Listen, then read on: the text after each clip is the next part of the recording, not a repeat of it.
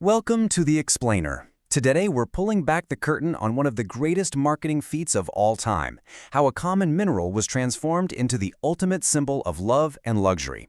So how exactly did they pull it off? Let's get into it. Okay, let me start by asking you a question, and it's a simple one that gets right to the heart of this whole thing. If you own a diamond, have you ever actually tried to sell it? Taken it to a jeweler and asked, "What can I get for this?"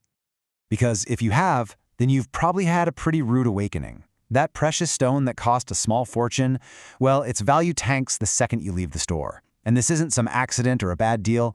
It's exactly how the system is designed to work. That huge drop in price really points to the core issue, the central problem for anyone trying to sell a diamond for a high price. And it's this: diamonds aren't actually rare, not even close. Yeah, rarity is probably the last word you'd use. About 150 million carats of diamonds are pulled out of the ground every single year. The supply isn't scarce, it's massive. So the big challenge for the industry was always, how do you take this lump of crystallized carbon, which is relatively common, and convince the entire world that it's priceless? Well, the answer came in two brilliant and kind of ruthless parts. Part one of the plan was just genius. If you don't have natural scarcity, you create it, you manufacture it. How? You build a monopoly. And for most of the 20th century, that's exactly what happened. One company, De Beers, built a global cartel. Through what they called the Central Selling Organization, they controlled up to 80% of the world's diamonds. Think of it like a giant faucet, and they had their hand on the tap. And when I say control, I mean total control. This wasn't just a company selling stuff. Oh no. They were the global regulators. They handpicked who was allowed to buy diamonds from them. They told those buyers exactly how many stones they could have and what they'd pay. And if you dared to buy from someone else, you were blacklisted. Done. This is how they kept prices artificially sky-high for decades. But controlling the supply is only half the puzzle. De Beers also had a huge problem with demand. Just think about it for a second. Diamonds are indestructible, right? So every diamond that's ever been bought is still out there. If a strong resale market ever developed, the world would be flooded with secondhand diamonds and prices would absolutely crash. They had to find a way to stop people from ever selling them. So, in 1948, they hired an ad agency, N.W. Ayer, who came up with what is probably the most brilliant slogan of the 20th century. This wasn't just a catchphrase, this was the entire strategy. This is the real magic trick.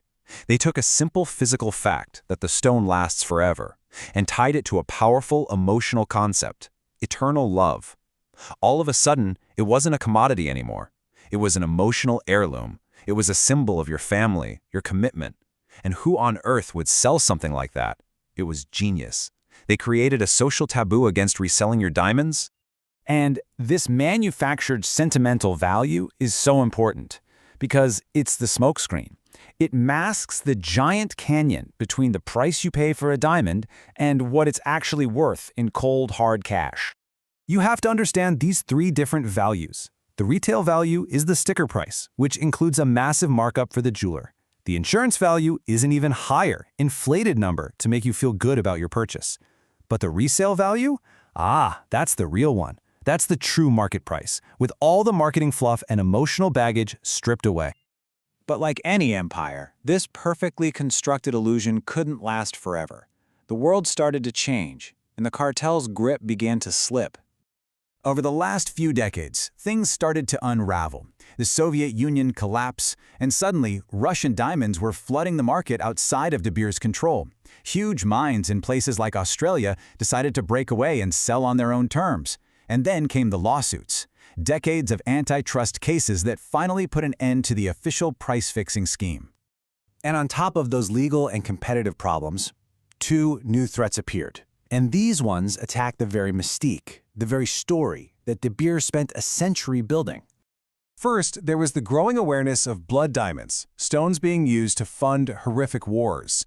The industry's answer was the Kimberley process, a certification system.